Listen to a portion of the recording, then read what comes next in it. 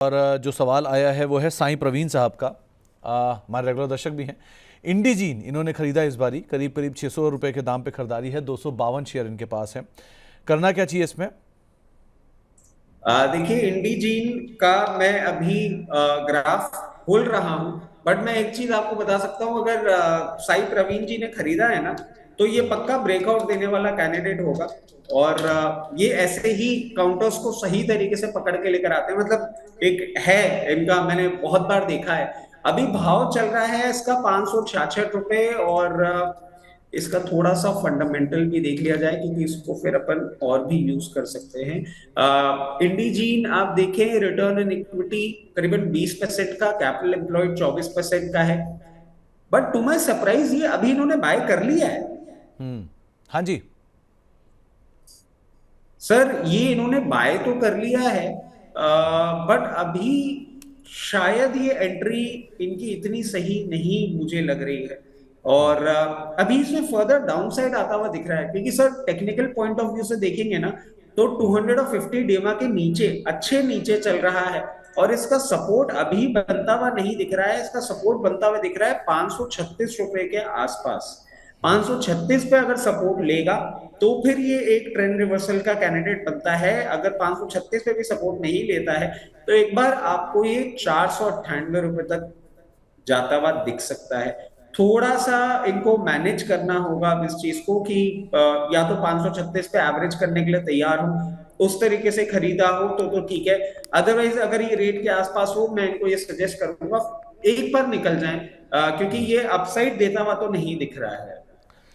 मे भी उन्होंने जो यूजुअली जो चीज़ उन्होंने शायद देखी हो, वो शायद इसलिए देखी हो कि इस साल का प्रॉफिट ऑल टाइम हाई है, इस साल का operating profit all time high है, इस साल का रेवेन्यू ऑल टाइम हाई है, इस साल के operating profit margin all time high है। कंपनी के डेट में 1/4% रह गया है, 100 से घटा के सीधे 25 हो गया है। और प्रमोटर तो नहीं है इस कंपनी में, लेकिन एफआई और म्यूचुअल फंड दोनों ने हेविली लोड किया है स्टॉक को लास्ट क्वार्टर में। तो शायद ये चीज़ें देख के उन्होंने लोड लॉन्ग साइड पे गए होंगे। लेकिन हाँ, लेवल्स बताए गए हैं, अगर वो ब्रीच होते हैं तो आपको निकलना ज़रूरी है, तो उसको भी आप ज़रूर ध्यान रखिएगा। ये रचित सर ने आपको एक राय दी है। कुछ और स्टॉक्स में एक सवाल आया है, शिव भक्त सुमित, ये मेरा नहीं है रचित सर, ये सवाल आया है। उन्होंने 4 साल से मार्केट ज्वाइन किया हुआ है और उन्होंने ये कहा है कि 4 से 5 बार मंथ में मोस्टली मार्केट उन्हें ऊपर दिखता है, बाकी टाइम कंसोलिडेट डाउन साइड पे होता रहता है। तो अब वो पूछ रहे हैं कि केनरा बैंक और गेल, इन दोनों में उनके टारगेट्स क्या रहेंगे। फिर से डिस्क्लेमर, ये मेरा नहीं है, ये सवाल आया है। सर माफी चाहूंगा, मैं एक्चुअली डिस्कनेक्ट हो गया था। सवाल का स्टार्टिंग मुझे नहीं पता है। मुझे ये पता है कि कैनरा बैंक और गेल पे ये पोजीशन चाह रहे हैं। नहीं, मैं शुरुआत हुई थी कि इनका हैंडल है शिव भक्त सुमित, तो इसीलिए मैं बता रहा हूँ डिस्क्लेमर कि ये मेरा हैंडल नहीं है। दूसरा, इनका ये कहना है कि 4 साल से मार्केट को देख रहे हैं, 90% मार्केट नीचे ही दिखता है, कभी कभी ऊपर आता है। आमतौर पे कंसोलिडेट करता रहता है या नीचे रहता है। केनरा बैंक और गेल, इन दोनों पे टारगेट्स पूछ रहे हैं। देखिए, जो ये बात कह रहे हैं ना, मार्केट ऊपर नहीं रहता है और मार्केट नीचे रहता है और कुछ टाइम पीरियड के लिए चलता है। देखिए, ये आपको हर पर्टिकुलर एसेट क्लास में आता हुआ दिखेगा। और आप एक चीज नोटिस करिए ना, आज हम गोल्ड की बात करते हैं, बट अगर हम गोल्ड का पिछले 8-9 साल का मूवमेंट देखेंगे, वो भी एक फेज कंसोलिडेशन में चल रहा था। एकदम से उसने अपना पूरा का पूरा सीएजीआर रिटर्न डिप्लॉय किया, इसलिए हम देख रहे हैं कि गोल्ड ने इतना मूवमेंट किया है। तो अगर आप डिवाइड करेंगे ना, तो निफ्टी में आपको 15 से 17% का सीएजीआर रिटर्न ही दिखेगा, और जो कि एक नॉर्मल रिटर्न है। अब आ जाते हैं सर इस बात पे कि कैनरा बैंक और गेल। देखिए, अगर गेल की हम बात करें, और गेल अगर इन्होंने मीडियम टर्म के लिए ले रखा है, तो मैं इनको सजेस्ट करूंगा 240 260 तक का लेवल देखने को मिल सकता है। बट अगर इनका लंबी अवधि के लिए नजरिया है, तो 340 360 तक के लेवल्स भी ये दिखाने का दमखम रखता है। पोजीशन बरकरार रख सकते हैं। कैनरा बैंक में अभी थोड़ा सा इनको टाइम लगने वाला है, 104 रुपए का भाव है। इसको आप अगर प्रॉपर टाइम देंगे, एक बार ये 118 रुपए के ऊपर का लेवल अगर ब्रीच करेगा, तो उसके बाद आपको 138 से 144 रुपए तक का भाव दिखा सकता है। बट अगेन, ये मीडियम टर्म का ही टाइम होराइजन अगर आप लेके चले, इन नियर फ्यूचर इसमें कोई भी मैजिक होता हुआ नहीं दिख रहा। ओके, एक ठाकुर साहब का सवाल आया है, ये बलरामपुर चीनी के ऊपर आपकी राय पूछ रहे हैं, कहां पर एंट्री करनी चाहिए स्टॉक के अंदर? बलरामपुर चीनी में कहाँ एंट्री करनी चाहिए? 586 रुपए का भाव चल रहा है। और देखिए, इनकी एंट्री का पॉइंट थोड़ा सा पास में ही आता हुआ दिख रहा है। 553, 553, 548 की एक ऐसी रेंज दिख रही है जहां पे ये अपनी एंट्री रजिस्टर कर सकते हैं। और उसके बाद अगर ये पर्टिकुलर शॉर्ट टर्म ट्रेड की एंट्री अगर देख रहे हैं तो 620 का टारगेट लेके चलेंगे, और अगर मीडियम टर्म के लिए होल्ड करते हैं तो इनको 690 से 700 तक के भी टारगेट देखने को मिल सकते हैं। ओके, हनीश संखला साहब पूछ रहे हैं कि कोई अच्छा इंफ्रास्ट्रक्चर स्टॉक बताइए एलएनटी के अलावा।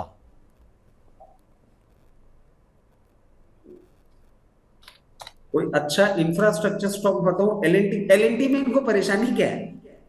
नहीं पसंद होगा सर, अपनी अपनी चॉइस है, क्या कर सकते हैं।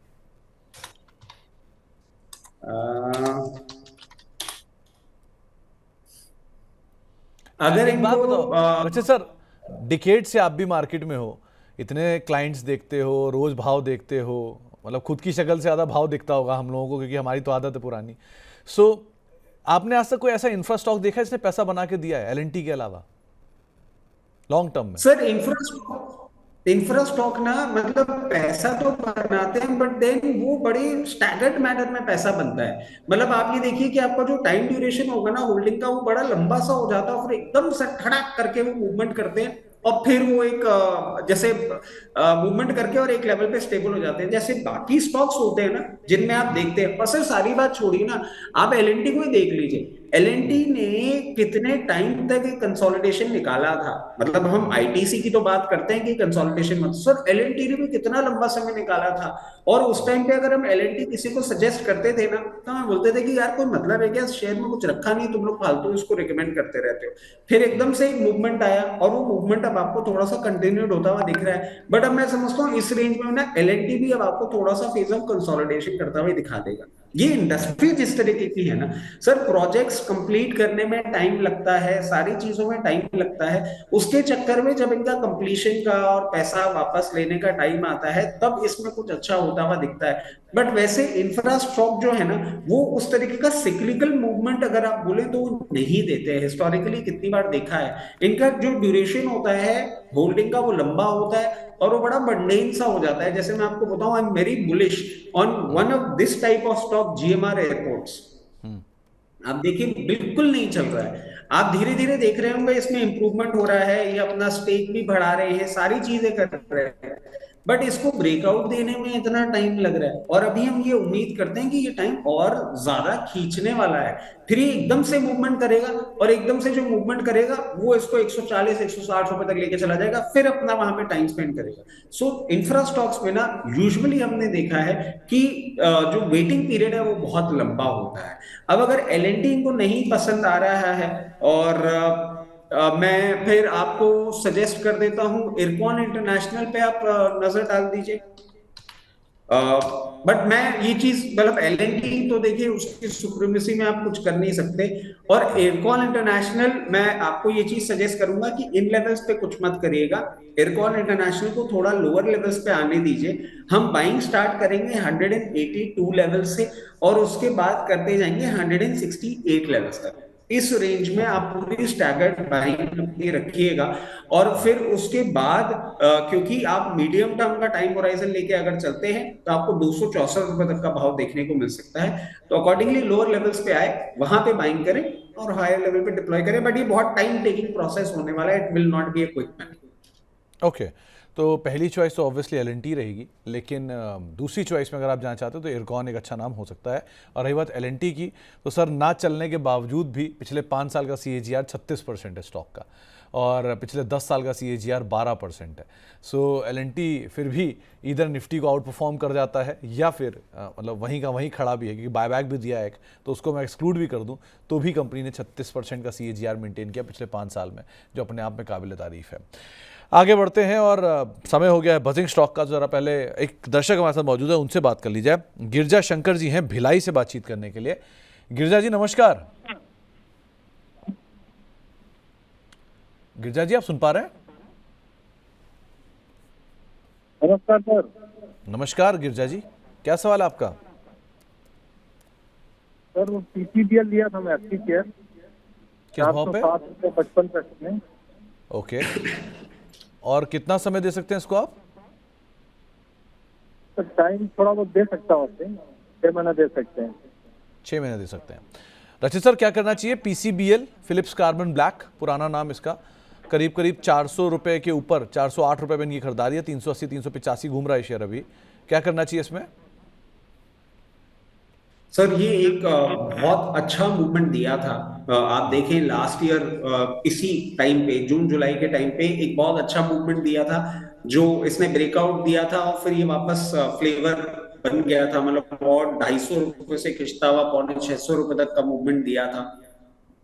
मगर ये अब कंसोलिडेशन में चल रहा है, और इन्होंने जो बाय किया है, इनको मैं एक ही चीज सजेस्ट करूंगा, अभी थोड़ा सा आप और वेट करें। ये 368 लेवल्स तक आता है, वहां पे एवरेज करेंगे, और एवरेज करने के बाद ये वापस जब 392 लेवल जाएगा, तब वहां पे आप अपनी एग्जिट अपॉर्चुनिटी ढूंढिए, क्योंकि इनका टाइम होराइजन थोड़ा सा कम ये बता रहे हैं। अगर टाइम होराइजन ये थोड़ा सा लंबा कर दें, तो लोअर लेवल्स पे जो एवरेज करेंगे ना, उसको तो डिप्लॉय कर देंगे 394 396 लेवल्स पे, और बाकी का जो होगा वो 434 436 के रेंज में डिप्लॉय करेंगे।